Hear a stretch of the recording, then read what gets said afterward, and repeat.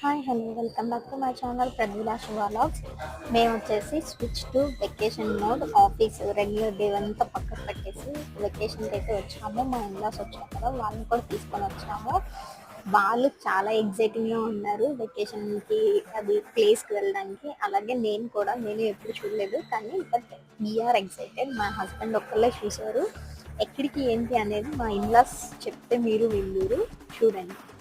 అత్తయ్య గారు, మనం వెకేషన్కి వెళ్తున్నాం కదా, మీరు ఎగ్జైటింగ్గా ఉన్నారా? ఉన్నాను. అవును, మ్మ్. ఇండియాలో ఉన్నప్పుడే చెప్పాను కదా మ్మ్. వెళ్దాము అని. అందుకే టికెట్ బుక్ చేస్తారు కదా మీరు. ఎక్కడికి వెళ్తున్నాం మనం వెకేషన్కి? అయ్యగారు ఫాల్స్.